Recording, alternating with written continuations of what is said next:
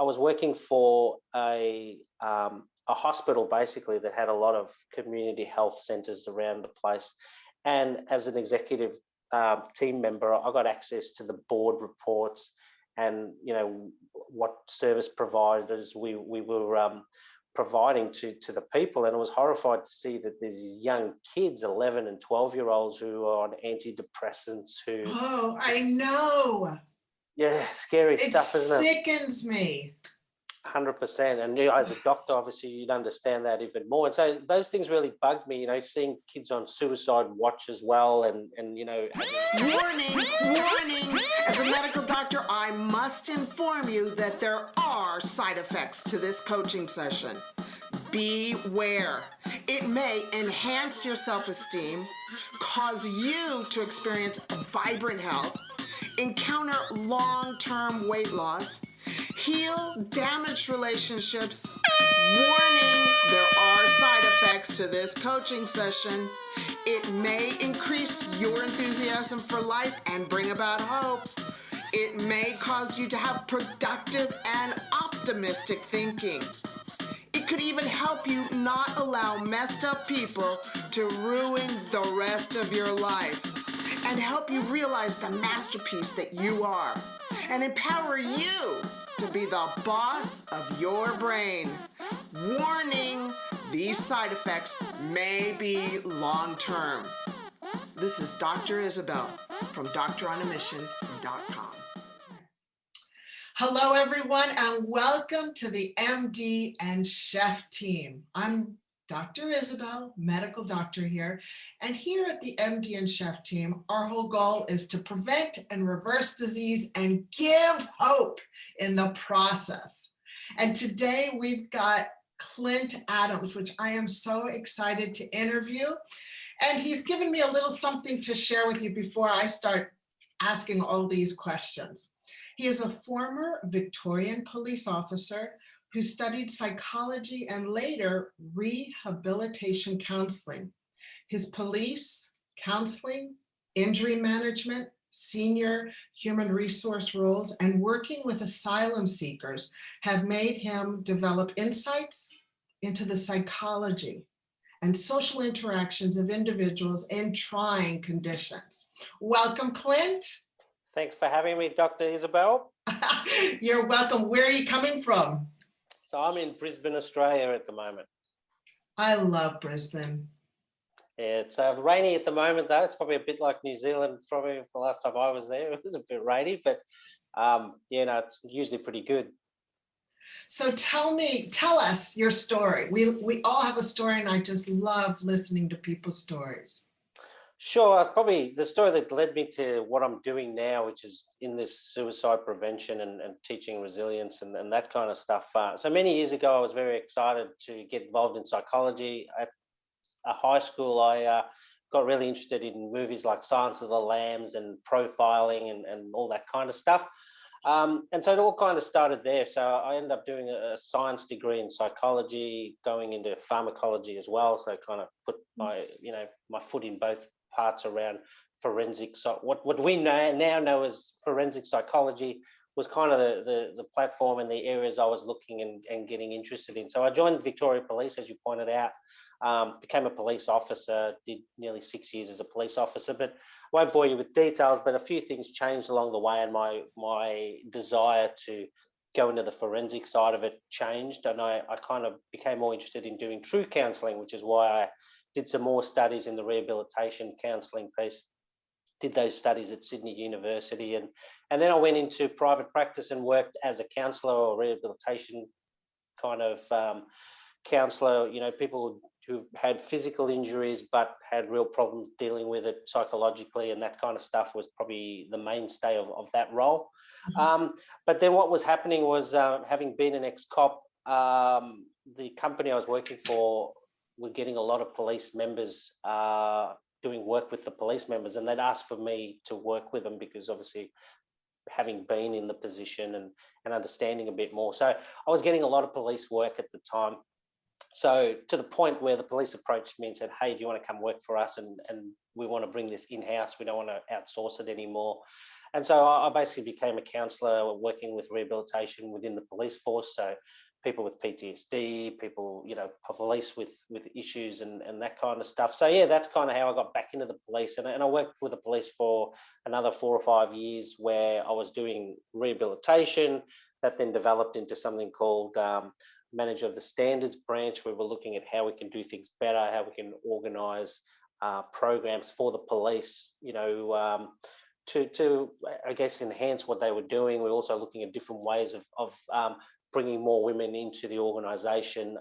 Christine Nixon, our then commissioner, was very heavily involved in trying to increase those numbers of women for a number of reasons. So the stats were showing that police incidents where they were involved in maybe overstepping the mark or were using excessive force tended to be with 2 male officers, rather than when a woman was present. It was a lot less likely to. It was softer, shall I say? It was just better. It was better. Yes. It was better, and and so there were combinations of reasons for that. Is yes, the perpetrator might respond differently to 2 males than with a woman there. There was also the women tended to be able to talk better about it, calm people down more. And obviously, it's not an exact science, but ultimately each incident's different. But the stats were very, very clear that those kinds of things. So it got me really focusing on how I can use my psychology background and how we could run programs for the police about de-escalation and using less force and all that kind of stuff. And so I kind of got involved in developing programs almost accidentally, if you like. So anyway, I won't bore you again, but I left. No, you're not boring me, because I love, it's so amazing how when you're exposed to something, you see the questions and you're like, I can create something that will serve them. So I totally get that space. Okay, so look, I ultimately then decided I wanted to leave the police force and really just focus on working for companies. And I went into HR. Well, I sort of fell into HR in the police, and I really enjoyed the change management side of working with teams that weren't functioning very well, and developing leadership and all that. So that's kind of how my HR career started. And then as I worked for different companies, I started trying to apply better ways of developing the teams, developing our leaders, developing their health and well-being. So back, I'm talking early 2000s, there wasn't many people really talking about mental health and well-being programs. So I was probably, one of the early people doing a lot of this stuff, because that kind of was my background. And I could see, when I was working in the steel industry and timber industry, and, they're hard jobs, heavy manual stuff. And you tended to have, people who maybe came from a poorer background, so lower socioeconomic backgrounds, who might have had some struggles along the way. And so, as I've gone through this journey, you see these risk factors, if you like, people with those lower socioeconomic backgrounds, people with, maybe a single parent. And so there's a lot of these kind of risk factors that come with poor mental health and having issues later on. So I was working with the teams on how I could help develop that with our team members and the people at the work front, blah, blah, blah, blah, blah. And then, I've done that in a number of organizations, but it kind of came to, and this is where the book and the stuff I'm doing now probably started to veer into this path of where I am now, where I was working for a hospital basically that had a lot of community health centers around the place. And as an executive team member, I got access to the board reports and what service providers we were providing to the people. And I was horrified to see that there's these young kids, 11 and 12-year-olds, who are on antidepressants, who... Oh, I know. Yeah, scary stuff, isn't it? It sickens me. 100%. And as a doctor, obviously, you'd understand that even more. And so those things really bugged me, seeing kids on suicide watch as well, and having obesity problems and drug problems and alcohol problems and all this stuff. Anyway, that got me thinking about what I could do. Again, thinking of risk factors, when you're a cop, you obviously go into houses and you see these young kids who've got parents who aren't very good role models. And you think these poor kids are going to be these same parents in 20 years' time kind of stuff. And so, it got me thinking about what I could do to use my background in psychology and the stuff that I've done with the police, and how I could apply that to a school program for disadvantaged kids. This was kind of my thinking. I wanted to really try and help disadvantaged kids who had these parents and had the, didn't probably have the greatest start to their lives with the people around them. So that's kind of how the whole thing started. So I developed a school program. I worked with a team of people who they worked for the education department, but they weren't actually, they'd been former teachers, and they formed this thing called, it was called the Southwest LEN, L-E-N. I can't remember exactly what it stood for, but they worked for the education department, and they looked at programs that could enhance what teachers were doing and stuff. And so I worked pretty closely with them. We pitched it to some schools. They were excited by the program. We pitched it to the police, because I also saw that, if we were doing stuff way earlier on, it could potentially stop some, criminal activity and delinquency and all the stuff that come with that. And so, we got quite excited by it. At that stage, I didn't know a lot about promoting my own stuff, because I was kind of always worked in a work environment rather than going out and trying to sell something. Yes, marketing is a big idea. Absolutely. Yeah. And something I've still covered to terms with. So me too. So yeah, it was different for me. And look, I tried to take it to a politician. We got quite high up, and anyway, in the nutshell, it didn't go ahead as I would have liked. They lost an election, and then I had to start all over again. So I kind of shelved it for a while and just went back to doing a lot of work. I was doing stuff with the asylum seekers. So here in Australia, the way we deal with asylum seekers is to send them over to Nauru, which a lot of people are upset about, because they wanted to stop the boats for people who were drowning and all that stuff trying to come to Australia. So a few years ago, they made the decision that they wouldn't allow anyone who came on illegally to Australia to actually come to Australia. They would go to Nauru, be processed there, and then if they're genuine refugees, they could come to Australia, or they'd get sent back to where they came from. So that gave me access to a lot of, obviously, asylum seekers. They've come with backgrounds that maybe are war-torn, have seen some horrific things, generally want to flee a country unless, something bad's happened and that kind of stuff. So again, I started developing my programs a bit more to help our team deal with them preventing self-harm and suicide and all that kind of stuff. And so that again got me more thinking about, well, how can I apply my school program? How can I apply the stuff I'm dealing with my employees, but also the stuff we're dealing to stop self-harm, all that kind of stuff. And so then I came up with the idea of writing the book, which is a story about a person. And it's mainly fiction, but a lot of it's based on conversations and interviews I've had with people that have either tried to suicide, have had someone suicide that were close to them, have been bullied, and all this kind of stuff. And so, a lot of the content of the book is factual, but obviously the names are changed and all that sort of stuff. What's the name of the book? So the book is called Lighting the Blue Flame. That's it there. Why did you name it Lighting the Blue Flame? So the blue part of it, I run a program called Red Brain, Blue Brain. So I explain to people about how when you're stuck in amygdala-driven emotions, so fear, anger, guilt, shame, all those sorts of things, it's usually the amygdala that goes there. And I call that red brain. And when I'm working with people to try and change how they're thinking about stuff, I say you need to be in what I call a blue brain space, where we're using our frontal cortex and you're thinking of, solution-based things and that kind of stuff. And that's where blue comes from. So the blue flame itself comes from, so the color blue comes from that perspective. In terms of the flame, I always like the idea of, if you're going to start something, you want it to spread like a flame. It starts with one little spark, and then hopefully enough knock-on effect, and then the ripples just go out and creates this massive flame. So that's kind of I love it where the name comes from. I love it. And you're teaching people in that book, I haven't read it yet, but I will, is don't react, respond. Because we're we're so taught to and me being Cuban, I'm like, do you remember I Love Lucy, Ricky Ricardo? I do. My father was Ricky Ricardo. So that's how I learned, the strongest personality. And that's what these kids are learning, is how to, so good. Oh, I love that.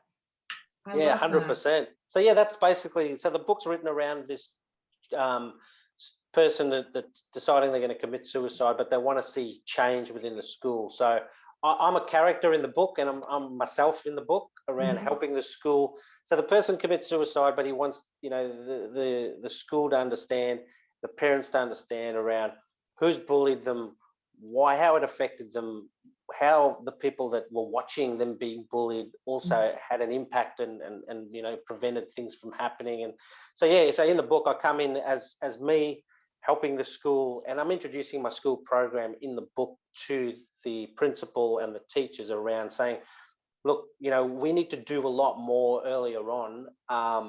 And part of it is about facilitated conversations, like to your point around feeling comfortable, getting them to have the skills to have conversations. Because when I'm in, working with companies, I'm dealing with adults, and I'm amazed how many adults won't deal with issues. Like if you're treating me badly at work, I should be able to say, hey, doc, that was very inappropriate, and feel comfortable to have these conversations. But people don't, they just don't do it. They get offended, they get bitter. Yep. I know, I get you. Hey, so can I just ask you, because you're just, saying so much, and I want to ask a lot of little questions. Sure. So let's say, because we've got a lot of parents that watch the MD and Chef Team podcast, listen to the MD Chef Team podcast. So what kind of tips would you give to a parent whose kid is being bullied? He knows that they're being bullied. What would you recommend? Because you're in that space. Yeah, look, there's a couple of things. One is that the parents, so when I talk about dialogue and conversations, it's what people don't understand is this, I use this thing called the dialogue model, which comes out of a book called Crucial Conversations. And in the dialogue model, it basically says when two people are talking, like we are right now, if there's even a hint of safety in the conversation, people won't talk about it. And this is where I encourage parents to talk to their children about creating safety for them to feel comfortable to talk about anything. Because a lot of times kids might be bullied. They don't want to say certain things because they feel scared about it. So they don't say it. They go underground and they suffer in silence. So a big part of that is about, as a parent, taking the step to actually create safety for your child, to have the conversation with you, saying, no matter what I've said in the past, sometimes, like you mentioned, my background too, my dad, I was born in South Africa, fairly robust dad, and it was about, if you showed emotions too much, it's the old suck it up princess, be a man, big boys don't cry and all that stuff. But that sends a message to you as a child around what you can talk to that person about and how you interact with other people outside of that as well. So, that's why mental health is such a problem with, especially with males. They don't feel comfortable talking about it because it's seen as weakness. It's seen as that. And if you're thinking, I don't want to be a weak bugger, so I won't talk about my feelings, I'll just suffer in silence, or I'll go and have a drink with mates and that kind of stuff, but I don't talk. So, encouraging parents to take the step to say, I've got to create safety for my child, because one of the worst things when I was doing a lot of the research and talking to parents who had lost kids through suicide, a lot of them didn't know, they didn't see any signs. And, we have this idea that it's suddenly going to be this automatic, I can see that they're now struggling and, now I've got to do something. But ultimately it's about being comfortable to say, I'm the parent, I'm going to have a conversation with my child and say to them, I want you to come and talk to me or mum, no matter what's going on. We can always figure out the solution, but don't feel uncomfortable to not talk to us about stuff. So for me, that's a key part of it, around encouraging them to talk, being comfortable. And to your point about having conversations with children, it's such a key piece, sitting down and talking with them and getting them comfortable. One of the things I encourage in the book is the teachers allowing children to calibrate behavior earlier on in the piece at school,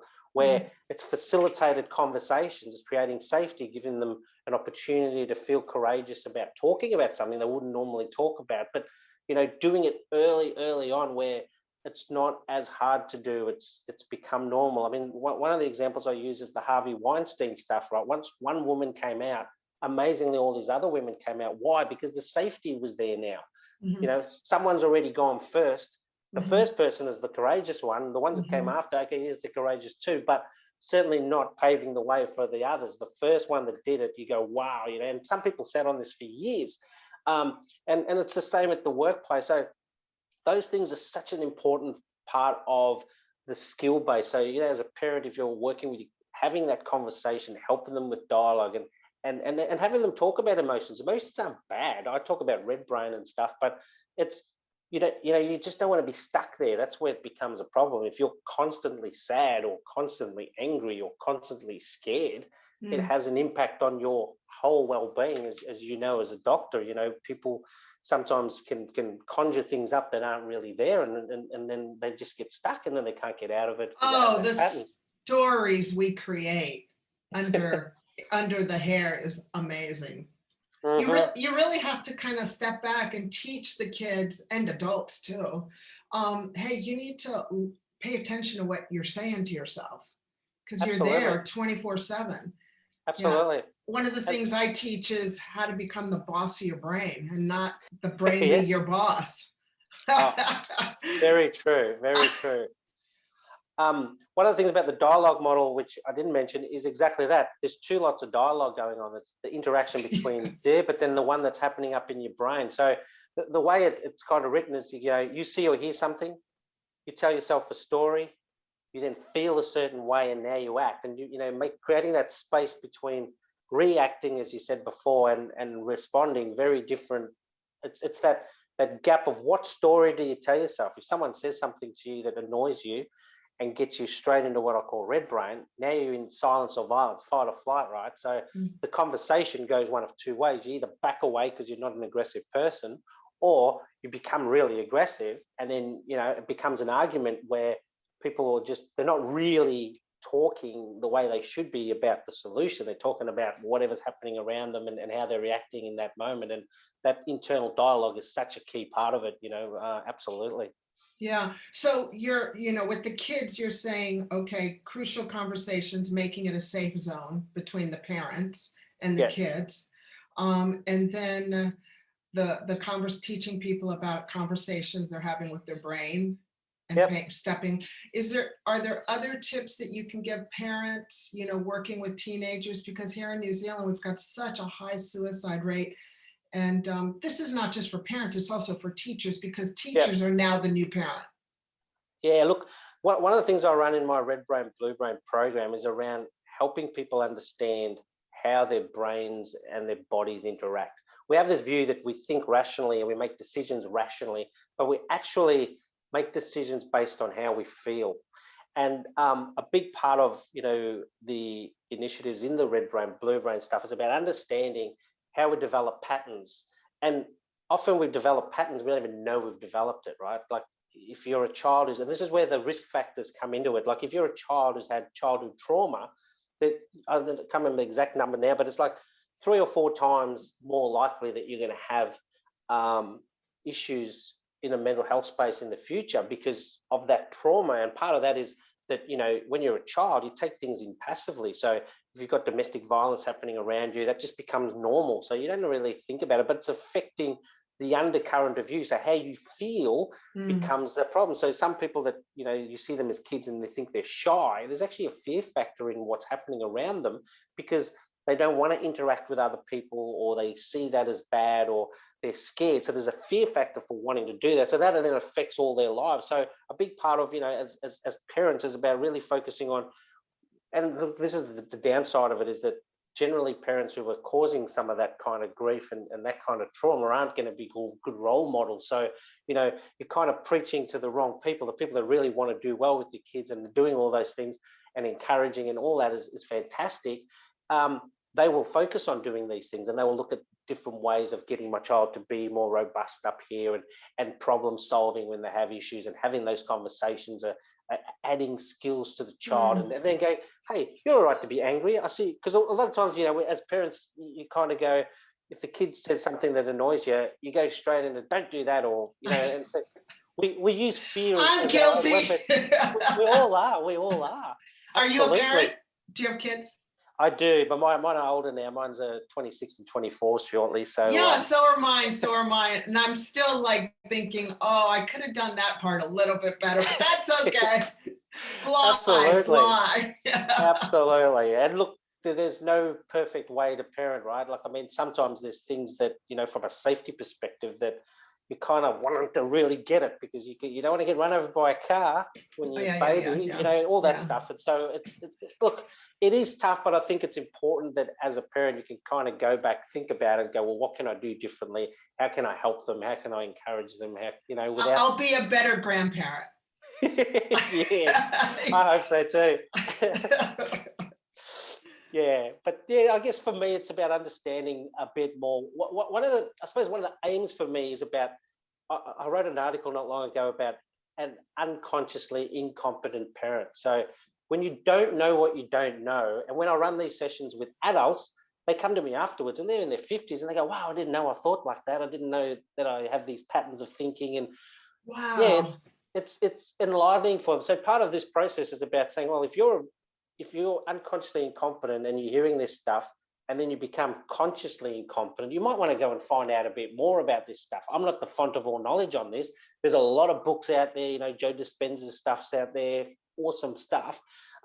Go and read, go and think, go and ask questions. And at least if you're doing that, and you are, you know, we're all going to experience some trauma in our lives. You know, if you've lived more than a year or two, I think you're going to experience some trauma in your life. And so we can't avoid that. We have to be able to just, how do we deal with it better? We're going to have grief in our lives. How do we deal with that better? You can't, you know, one of the good sayings is, when you're going through hell, don't stop, just keep going, because you want to get out of there. Get out of there. Yeah, very good. And so using that high emotional components, again, emotions aren't bad for you, but don't stay and get stuck there. You can be sad when you think about someone that you've lost. You're allowed to do that. That's humanity, right?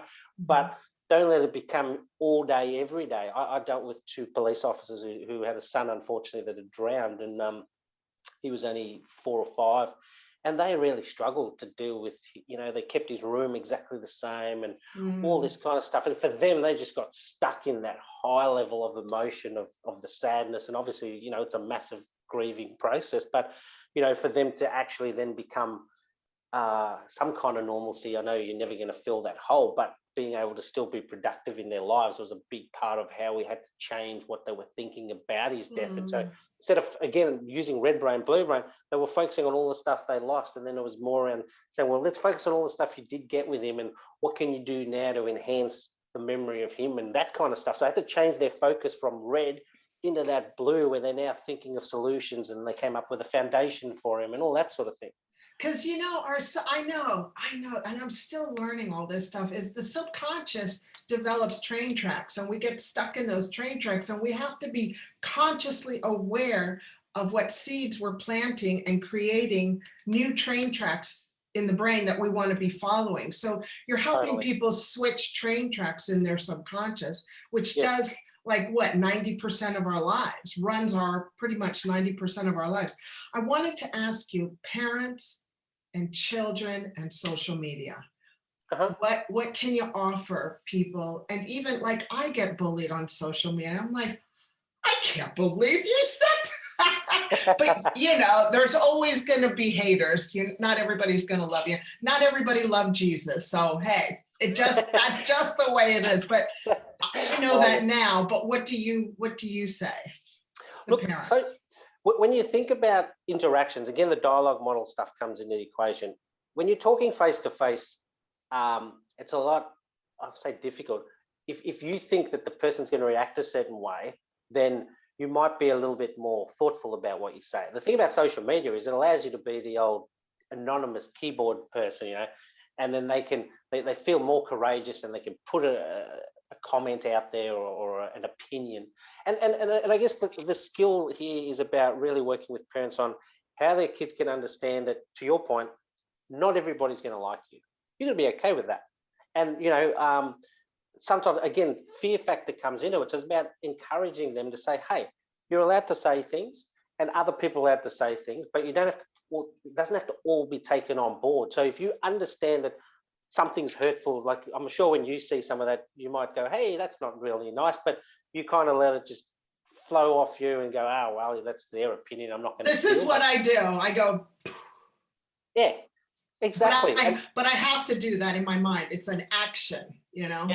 Yeah. So all things like that is exactly the type of activities that people need to understand. You can take it in, you can go, okay, it's just feedback, right? How you frame it in your mind is the key part of it. So if someone puts online, oh, Clint's ugly or something like that, and I'm a teenager, you take that on board, and there you go, oh, you know, now they become self-conscious or whatever. But part of that is encouraging your child and talking to them about, how did that make you feel? Oh, I felt angry about it, or that kind of stuff. Yeah, that's an emotion, but now, does that person really mean anything to you? So it's about helping you frame yourself into a blue brain thinking space. So even if you're analyzing, you're using that prefrontal cortex, that's where analysis work gets done. So, you know, getting them talking, thinking about it, but not letting it go into a red space is a really important thing. We're not teaching people with, you know, doing mental health first aid kind of stuff, and they're dealing with someone who's maybe suicidal. I know I'm digressing from the kid stuff, but it's the same kind of model. Okay. It's the same kind of approaches around saying you're trying to take them out of a red brain space into a blue brain space. However you do that, it doesn't matter. Asking them questions, getting them to think about things, getting them to analyze things, it's all shifting into blue brain spaces. So, you know, in the moment when people are dealing with that, the first thing when we did police work too was about you staying calm. I can't stop you from going into a red brain space right now, but if I stay calm and I'm in a blue brain space, I can actually have a better conversation with you, and maybe I can calm you down. But if I go into, oh, you know, crazy mode, then you're more likely to do that yourself. So, Yeah. you know, that's kind of the first part, and that's the key. And I just want to add, for parents, they can't go into the red zone when their kids tell them, I'm being bullied, look at what they just posted. You know, we got to be in the blue zone before we even let anything out of our mouth. So we've got to switch. Correct. And good think point. Think solutions, you know, because that is a blue brain experience. The moment you go, okay, how can I help my child, rather than going, oh crap, I don't know what to do. And that's a part of the problem with when I'm doing even the mental health first aid stuff. People don't know what to do, and part of it is, you know, they go into, it's like the Are You Okay Day, you know, talk about social suicide awareness and stuff. It's fine to ask people the question, but what if they actually say, no, I'm not okay? Then you go, oh, you know, and then panic kind of sets in, and then they either say nothing, which makes it worse because the person goes, I've just told you I'm not okay, and then you've just gone and left me. Now I feel even more abandoned. So it's understanding enough about how the brain works, how we want to try to focus them from red into blue. So asking questions is a key part of it. You know, when I'm talking about mental health first aid, asking lots of questions. So how did that make you feel? What do you, and trying to focus on a future state for them is important. Like saying, you know, how do you think your parents would feel about this, or you know, and having them have to think about how their parents might think about them suiciding or doing something to themselves is, again, a blue brain experience. So they have to think about, put themselves in that person's position, all that kind of stuff. So, you know, yeah, really big part of it is about asking questions and keeping yourself calm is such a key part of it. Oh my gosh, so true. And the mental resilience that we've got to have, plus we're teaching others. Absolutely. Absolutely. Yeah. Resilience is a very good word because, as I said, you know, we're humans, things are going to happen to us. And if we've got no coping skill, and we talk about coping skills, any skill that allows you to at least stay calm, think about things, and then make a reasonably rational decision rather than firing from the hip where I feel angry, I'm just going to lash out. But understanding some of that is such a key part of it.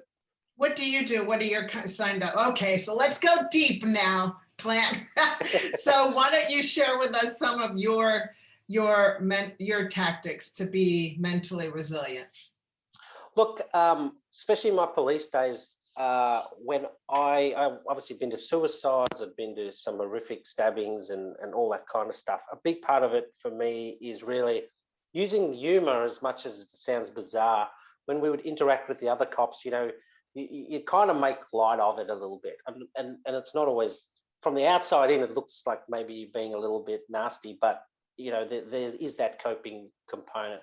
The other thing is talking to people. I find I've always been a natural talker. If I am struggling, I'll talk to my wife about stuff. I was abused as a kid by a family member, and you know, to be fair, I found that I didn't really struggle with it later on because I was able to go, that happened, it's no longer in my life. I moved from South Africa to Australia. I haven't seen that person in a long time. And so for me, it was okay. But, you know, I talked to my wife about it. She gets more angry about it than I do. But, you know, having the conversations, framing it in your head, and then kind of going, well, it's gone. It's a memory of an event. And so, you know, for me, I've always kind of been in the position where I can look at it, think about it, might make you feel a certain way, but then being able to shift. And having that ability and understanding your own brain enough to go, it doesn't exist. It doesn't exist. Yes, it happened however many years ago. That Clint is a different Clint now. And so, yeah, understanding a little bit about, you know, you mentioned about taking control of your own unconscious thoughts and brain. And, you know, that's a key skill. And that's part of the reason that I have been able to use some of those techniques myself. And I've seen it work for other people, where you consciously take control of your unconscious. Joe Dispenza used the example of, it's like having a wild horse, and if you just let it run, it can take you to some very bad places. But if you rein it in and actually direct it where you want to go, it'll go wherever you need it to go. So taking control, understanding that, like one of the techniques I use is about you being a director in your own movie. So people who are stuck in a PTSD moment is about saying, okay, talk to me about that event, frame it up like it's in a movie. You're the director. Let's rewind now. What do you want to cut out? How do you want to change it? What actors you want to add to it? Because that is your brain thinking about that event. Nobody else. That actual event is so far gone.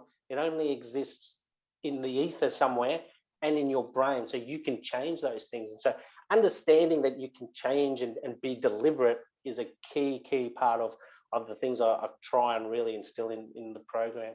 And in yourself.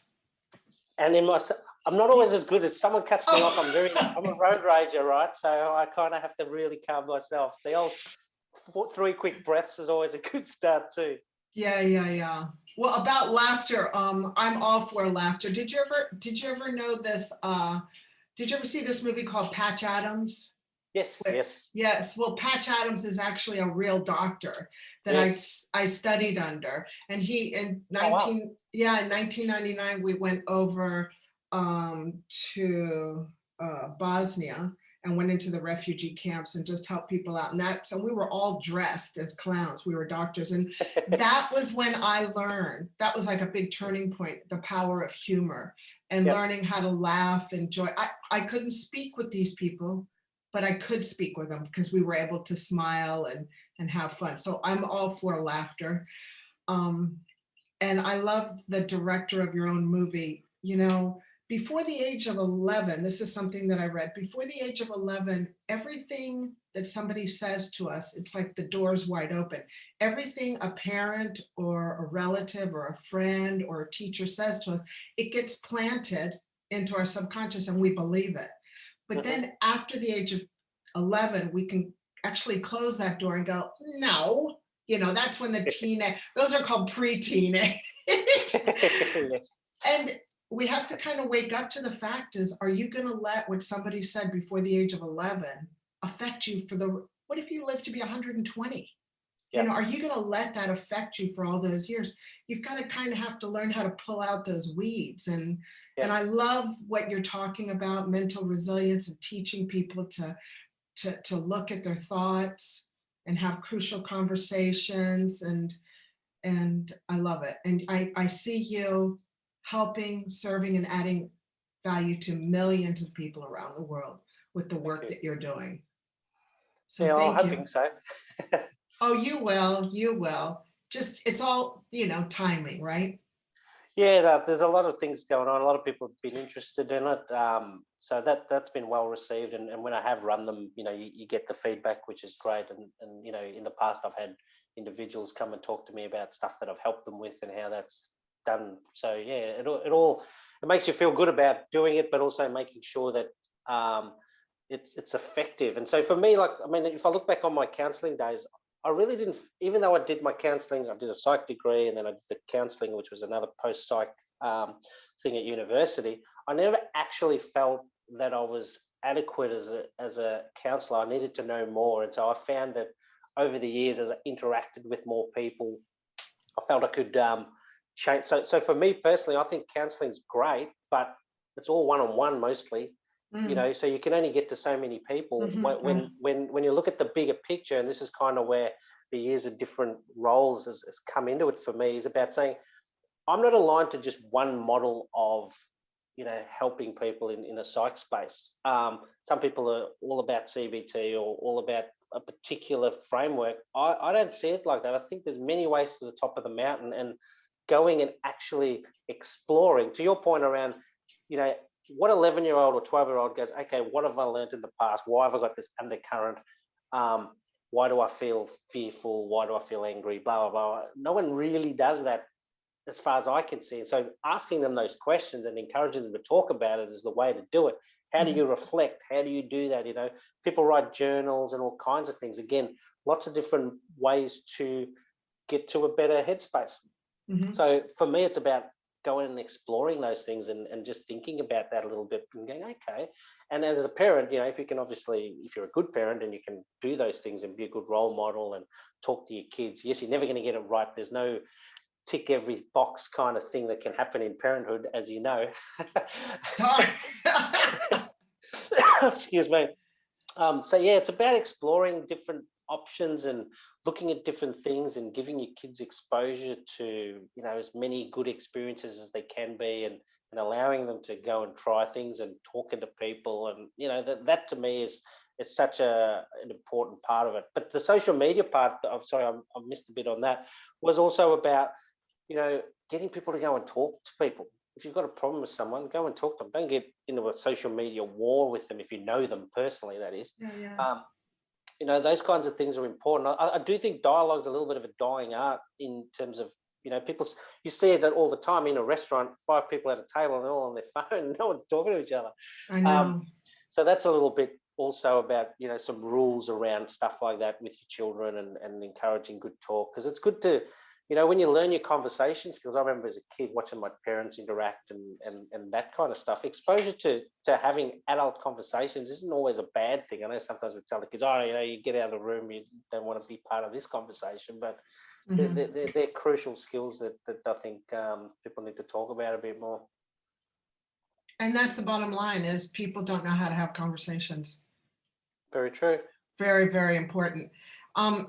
I wanted to say, have you looked into doing virtual masterclass on Zoom, you know, for thousands of people so that you can reach more people? I have thought about something similar. There's some things on what's it called, Clubhouse, which is more of a, I don't know if you're involved with Clubhouse, which is you can set up a room. It's like a chat room, but it's live, so it's not recorded, but people can jump in, talk. I've had a few conversations with some people, but yeah, in a similar vein, you can just jump in. But yeah, I mean, there's no reason that we couldn't do something. I've been on a couple of summits where I've done suicide prevention summit last year, where I was more like a proper public speaker kind of environment. But yeah, I mean, that's definitely something that I probably should think about. Yeah, because you can reach so many more people. I'm just dropping a seed. I'm planting the seed. Like my husband said, you're planting another seed, aren't you? And I go, yes, and I will be watering that seed. Oh, but look, it sounds like, I mean, again, it comes down to the marketing and who comes to it, I guess. But yeah, I'd be definitely open to doing something like that. For me, it's about spreading the word and getting people just thinking about it differently and going, oh, okay, is that how I think? I didn't realize that. Or if I am struggling, you know, again, if you're in hell, don't stop. You got to keep moving. So what's that keep moving bit look like for each person? You know, if they keep going back to the sadness or the fear, then they just don't move on. Yeah. And that's the key piece. Whatever gets you through. Like, you know, the beauty about this whole stuff is that, you know, some people find religion, some people do exercise, some people jump out of a plane, you know, this is their thing. So whatever changes for that person is the key part of it. But exploring options is, you know, a consistency I think people need to think more about. Right. And instead of numbing the pain with alcohol, drugs, pornography, gambling, blah, blah, blah, blah, blah, blah, blah. Yeah. Pull off the scab and get it healed. You know, it's just, yeah, I know, but nobody wants to feel any pain. And it is painful to get healed. Healing Oh, is a painful experience, but it's so worthwhile because then you it find is. freedom. It is. And look, I mean, the other thing is, there's all these other spin-off things that come with that. If you're in pain, I mean, you think of domestic violence, it's usually because the person, the perpetrator, is feeling angry about something and they're just lashing out at this person. They have nothing to do with their spouse or the person that they're doing it with. It's got to do with how they're feeling. Like here in Australia, some of our Indigenous people are stuck in a past that makes them angry. It's a bit like the Black Lives Matter stuff, right? Those people that are looting the place, they're not angry at the cop. They're just angry in general. So they're lashing out and they're doing the things they do. Yes, there's nothing wrong with the protest, but where's all this anger? And do we really have to go burning police cars? And you know what I mean? Like nothing good's coming out of that, but you can kind of understand the anger and the pent up rage. Now, this is their outlet almost. So, we got to deal with those things at that level a lot better. And as a society, we should be looking at going, well, how do we get people out of that headspace? Because if I'm angry all the time, I'm more likely something bad's going to happen eventually. Right. Whether it's taking it out on someone else or doing something silly or, going and whatever happens, and that's a lot of looking at the symptoms is a key part, but just dealing with the symptom is not enough. We need to go to the root cause, and to your point around helping them heal will actually lead to better things on later on. And so the earlier we can get to those ones, the better. And hopefully they want to heal. Very true. It's always hard.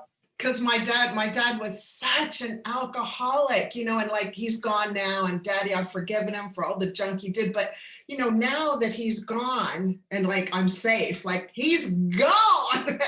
Yeah. And I'm able to look and go, okay, he was angry, so he drank, and he had terrible conversation skills. He just knew how to yell. Yeah. So that was his way of dealing with it. So, that's a good lesson. Like, I'm really grateful I had that in my life because that helps me understand a lot of alcoholics. And so I wanted to also thank you for sharing your story because, no problem. Now we can share it because we're like way over on the other side. But during that middle part, that struggle, it's hard. Yeah, absolutely. And then I think, people talking about their own issues and things that have happened helps with that because people can put themselves in that position and go, oh, wow, that happened to me, or I can kind of deal with similarities or, and everyone's coping mechanisms too. Like the thing about, when we talk about even suicide prevention, a lot of people focus on the ones that have suicide or that got into problem. But when you go the other way and say, do you realize how many people go through trauma as well and they don't feel suicidal? Yes, they had a tough time, but most of them come out of it. Like if you really do the stats, it's way in favor of the people that have dealt with it and dealt with it okay. Not everyone deals with it okay, but this is kind of the importance of understanding that you can be okay. You do have neuroplasticity. We can do more with what, if we're armed with the right knowledge and the right thinking and going through and analyzing some of this stuff, you can actually get through it. You can. Lots of people have been through worse things, And that's the hope, that you've got to give to people. You got to serve that up on the plate because people become hopeless in a difficult situation. And especially if they're holding it in, they're not going to share it. Well, then, that's that 100%. Story. Yeah. And the dialogue is crazy, And it's funny because it's self-defeating, isn't it? It's amazing when they go into that spiral, and then if you're actually thinking about the sequences of events and you're going, by them thinking that way, their cortisol levels are going up, their other levels of other things are going down, they're now in a spiral where their body's working against them, their thoughts are working against them, and it's only going down and down and down even further. And then to your point, they don't look for solutions because they're just stuck there, and they just see there's no other way out. When they get to that final point of, near suicide kind of stuff, then, rational brains aren't around at the moment. No, it's just survival brain. Totally. So now what's the name of your book before we land this plane? What's the name of your book? So lighting the blue flame. Yep. by Clint Adams. Michael will go ahead and put the link on the podcast for everybody to take a look at. Is there anything else you wanted to share for the audience? No, I think we went down the paths that we sort of thought we'd go down, which is pretty good. If people want more information, they can check me out on LinkedIn. I've also got my website, which I can flick to you guys, and you can find it on there. And, but yeah, the book, you can just Google it. Amazon have it, Goodreads, they all have it. So that's all pretty good. At the moment, I know there's problems with mailing. So my publisher is in the UK. So if people in the US are looking to buy it, or in New Zealand, it can take a bit longer, but you can also get it on the Kindle version. So if people want to buy an electronic version, they certainly can. And if you'd like, I can send you a link with a group that we're working with for virtual masterclass and just teaching us the marketing, just, stuff that we didn't learn in police school or medical school. Yeah, no, fair enough. Or counseling school or psychology. It's like just getting us out into the world platform to help heal the world. Sounds great. Thank you. Hey, thank you so much. Have a wonderful day. And hopefully someday we'll see each other in Australia. Sounds awesome. I was supposed to come to New Zealand this month, actually, but that's been canned. So I'll have to check. Because of the quarantine? Yeah. I was supposed to go there for my 50th. So, but anyway, we'll change it. You never know. We'll see each other one day. Yeah, 50th. Keep it up. You're looking strong. And, this is what we're talking about, is looking strong and healthy and toned and all there. Thank you very much. Thanks so much for your time. Really appreciate it. You're welcome. Stay blessed. Bye-bye. Bye. You too. Bye.